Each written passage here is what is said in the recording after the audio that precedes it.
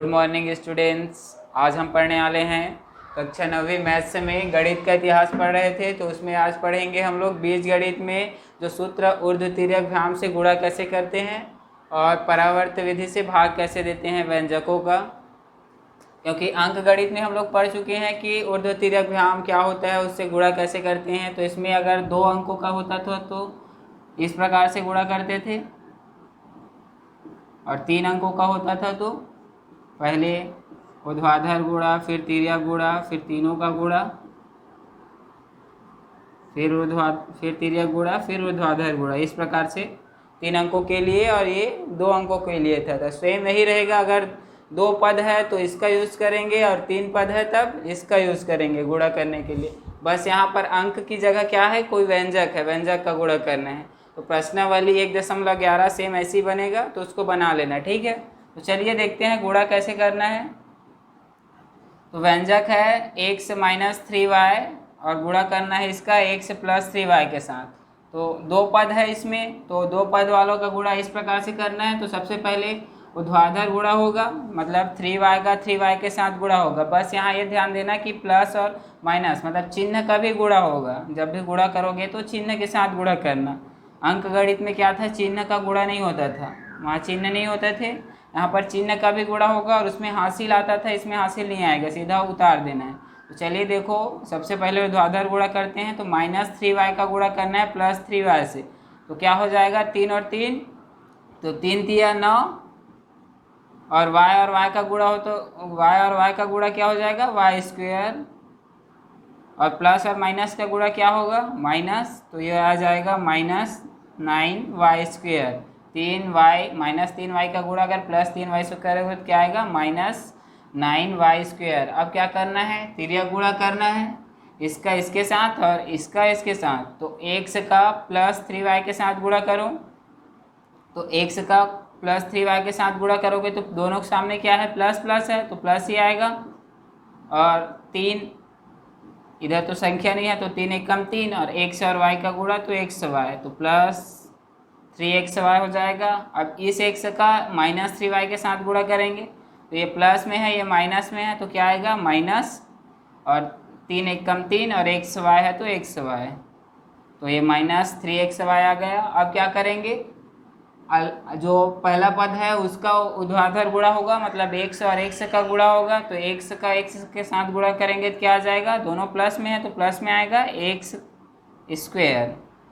अब देखो, x² -3xy + 3xy -9y², ये है अपना आंसर। लेकिन अगर कोई पद कट रहा है या फिर जोड़ रहा है या फिर घट रहा है तो उसको घटा सकते हो, अगर कोई पद सजात है, मतलब उनके जो चर हैं वो समान है तब। तो यहाँ पर 3xy, यहाँ पर भी 3xy, एक बार प्लस में एक बार माइनस में, तो इन दोनों को घटाओगे तो 0 हो जाएगा। तो आंसर क्या आ जाएगा, x² -9y², ये आंसर हो जाएगा, ठीक है। तो बीज अंक गणित में जैसे हल करते थे सेम वैसा ही है, बस यहाँ पर व्यंजकों का गुणा करना है और उसको लिख देना है, चिन्ह के साथ गुणा करना है।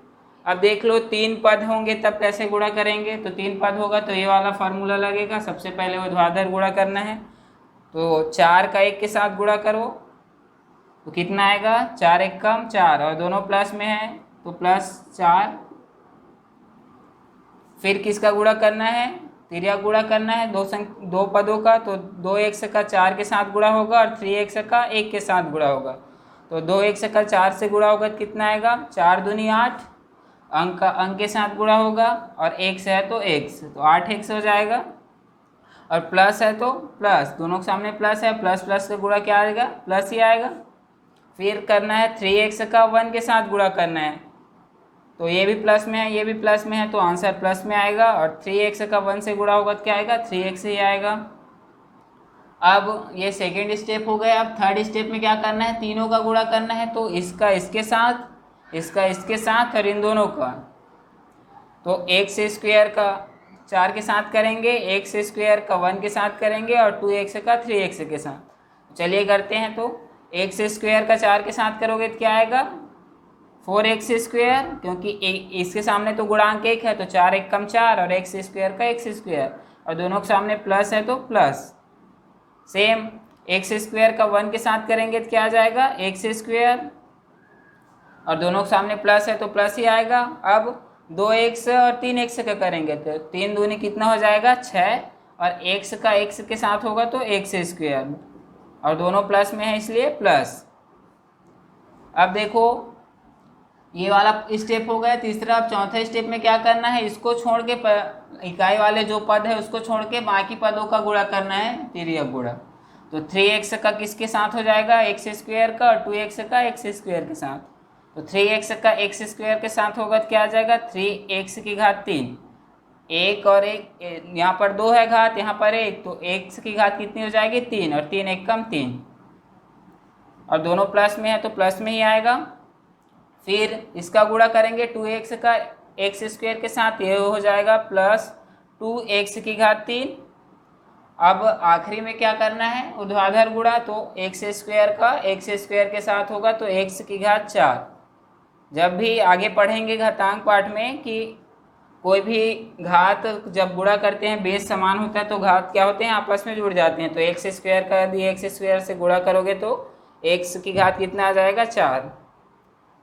अब देखो यहाँ पर x की घात 4 प्लस 2x की घात 3 प्लस 3x की घात 3 plus 6x square plus x square plus 4x square plus 3x plus 8x plus 4, ये आंसर है। लेकिन अभी भी इसमें कुछ पद सजात हैं जिनके घात आपस में समान हैं, जिनके वेरिएबल क्या है समान है, तो उनको आपस में जोड़ सकते हैं। तो यहाँ पर देखो 2x की घात 3 और 3x की घात 3, तो दोनों में x की घात समान है, मतलब ये दोनों आपस में जोड़ सकते हैं। तो आगे इधर देख लो आंसर क्या हो जाएगा इसका। सबसे पहले तो x की घात 4, तो इसका कोई सजात नहीं है, x की घात 4 वाला कोई नहीं है, तो ये x की घात को लिख लेते हैं x की घात 4 प्लस, अब देखो x की घात 3 वाला एक पद ये है एक पद ये है, तो 3 और 2 कितना हो जाएगा 5, तो ये हो जाएगा 5 x की घात 3। फिर x की घात 2 वाला एक पद है, 2 पद है और 3 पद है, और तीनों प्लस में है तो जुड़ जाएंगे, तो 6 और 1 7 और 7 4 11, तो ये हो जाएगा प्लस 11 एक्स स्क्वायर। फिर x वाला देखो तो 3x है और 8x है, तो 8 और 3 11, तो ये हो जाएगा 11x।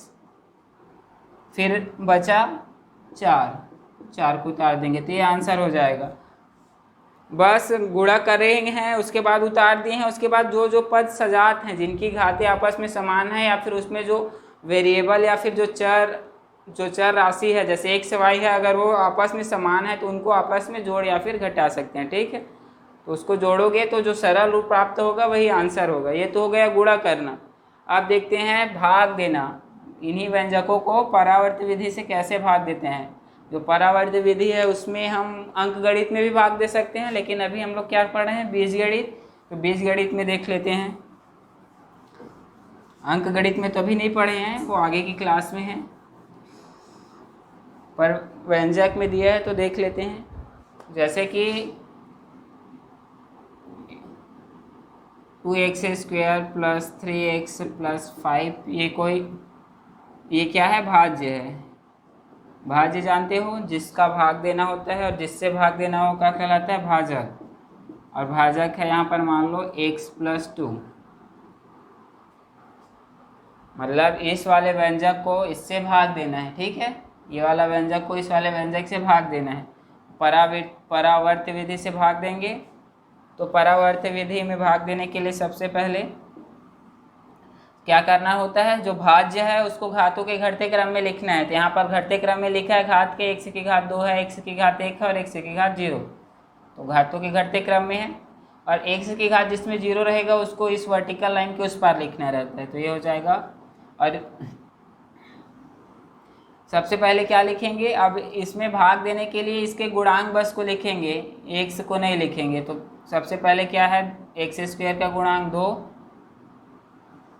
फिर x का गुणांक क्या है 3, और ये प्लस 5, ये है भी प्लस में है ये भी प्लस में है, चिन्ह के साथ लिखना है, ये +2 +3 और +5। ये तो हो गया भाज्य। अब भाजक को भी चेंज करना पड़ेगा, क्योंकि हम लोग भाज्य में क्या लिखे हैं सिर्फ इनका गुणांक लिखे हैं, 2 लिखे हैं 3 लिखे हैं और 5, x को नहीं लिखे हैं, तो इसमें भी x को नहीं लिखेंगे। तो एक संशोधित भाजक बनेगा। तो 1 से बराबर अगर इसको अगर 1 से +2 0 करोगे तो 1 से बराबर क्या आ जाएगा -2। तो यही क्या होता है संशोधित भाजक। तो यहाँ पर हम लोग लिखेंगे संशोधित भाजक। परावर्त विधि में भाग देने के लिए जो भाजक है उसको संशोधित करना पड़ता है और इस फॉर्मेट में ला के x की वैल्यू क्या है -2। तो -2 को बस लिखेंगे। ये है भाजक है संशोधित, ठीक है। और ये क्या है भाज्य है, वो भी संशोधित भाज्य है क्योंकि इसमें हम लोग सिर्फ गुणांक को लिए हैं, x को नहीं लिए हैं। अब भाग देना कैसे है ये देख लो। तो इसमें भाग देना नहीं होता है, पहले पद को उतार लेना है। पहला पद जो होगा आंसर हो जाएगा 2 + 2 क्या है वो आंसर है सीधा। फिर पहले पद में जो प्रथम आंसर आएगा उसका संशोधित भाजक के साथ गुणा करना है। इसके साथ गुणा करेंगे तो 2x का मतलब 2 का 2 के साथ गुणा करोगे तो कितना आ जाएगा, ये प्लस में है ये माइनस में है तो ये आ जाएगा प्लस माइनस से गुणा क्या होगा -4। 2 दूनी कितना हो जाएगा 4। अब प्लस इन दोनों को आपस में जोड़ना फिर है या फिर घटाना है, तो प्लस माइनस है तो क्या होगा घटेगा। और 4 में 3 घटाओगे कितना आ जाएगा ये -1। अब ये उत्तर का दूसरा पद आ गया। अब क्या करोगे फिर गुणा करोगे इन दोनों का तो ये आ जाएगा 2 1 कम 2, लेकिन माइनस और माइनस से गुणा क्या होगा प्लस, तो ये आ जाएगा +2। अब +5 और +2 कितना हो जाएगा +7। इस प्रकार से इसमें भाग देते हैं। तो ये आता है, ये वाला जो हिस्सा होगा ये क्या होगा भागफल और ये वाला हिस्सा क्या होता है शेषफल। तो परावर्त विधि बहुत ही सरल है, सिर्फ इनमें व्यंजक का जो गुणांक रहता है उसको लेते हैं और भाज्य को संशोधित करते हैं। और सबसे पहले भाज्य इस फॉर्मेट में रहना चाहिए, मतलब x प्लस या माइनस 2 पद में रहना चाहिए और उसमें से x की वैल्यू जो आएगी वही संशोधित भाजक होता है। अगर इस भाजक को 0 कर दोगे तब। 10वीं में भी है भाग देना, तो अभी सिर्फ इतना ही पढ़ लो। तो ये संशोधित भाजक कितना आया था -2। अब इसको भाग देने के लिए पहले पद को आंसर में लिख देते हैं भागफल में, क्योंकि वही आता है पहला पद। तो +2 क्या आ गया आंसर का प्रथम पद। फिर आंसर का जो प्रथम पद आया है उसको संशोधित भाजक से गुणा करोगे तो +2 और -2 का गुणा होगा कितना आ जाएगा -4। तो उसको लिख देना है कहाँ दूसरे वाले पद के नीचे में। फिर दोनों के चिन्ह के हिसाब से जोड़ना है या फिर घटाना है। तो यहाँ पर माइनस है यहाँ पर प्लस है मतलब घटेगा। और 4 में 3 घटाओगे कितना आएगा 1 आएगा। और बड़े के सामने माइनस है तो -1 आएगा, ठीक है। अब फिर ये आंसर का दूसरा पद है, तो दूसरा पद है तो उसका फिर से गुणा करोगे संशोधित भाजक के साथ। तो 2 1 कम 2, लेकिन माइनस और माइनस कितना हो जाएगा प्लस। तो +5 और +2 कितना हो जाएगा +7। तो ये क्या हो जाएगा शेषफल और ये क्या हो जाएगा आंसर। लेकिन आंसर आ गया है, लेकिन इसमें अभी क्या लगाएंगे x नहीं लगा है, तो x लगाना है। तो x को जैसे इसमें है x की घात 0 है, यहाँ पर 5 मतलब क्या x की घात 0 लिख सकते हो, क्योंकि x की घात 0 मतलब 1 होता है। तो 5 एकम 5 ही आएगा। तो x की घात 0 फिर x की घात 1 फिर x की घात 2। तो इसी प्रकार इसमें लिखेंगे x की घात 0 होगा और ये क्या होगा x। तो इसका जो आंसर आएगा ये आएगा 2x - 1, ये आएगा भागफल। ये 2 है तो इसके सामने x लग जाएगा, क्योंकि इकाई से शुरू करेंगे तो वहाँ x की घात 0 रहेगा, वहाँ पर उसके बाद x की घात 1। अगर कोई और पद होता पहले तो उसमें x की घात 2। तो इस प्रकार से भागफल ज्ञात कर सकते हो और शेषफल। तो ये हो जाएगा भागफल और ये शेषफल +7, ठीक है। ये विधि का क्वेश्चन प्रश्नावली में नहीं है, तो ये वाला समझ लिए रहना, कक्षा 10वीं में फिर से पढ़ोगे। तो अगली क्लास में पढ़ेंगे लेसन 2। तो बाकी जितने भी क्वेश्चन होंगे इस प्रश्नावली के सब बना लेना और बनाने से ज़्यादा प्रैक्टिस कर लेना, क्योंकि एग्ज़ाम में तो नहीं आएगा, लेकिन आगे वैदिक गणित के पूरे फार्मूले यूज़ करके आसानी से हल कर सकते हो गणित को, ठीक है।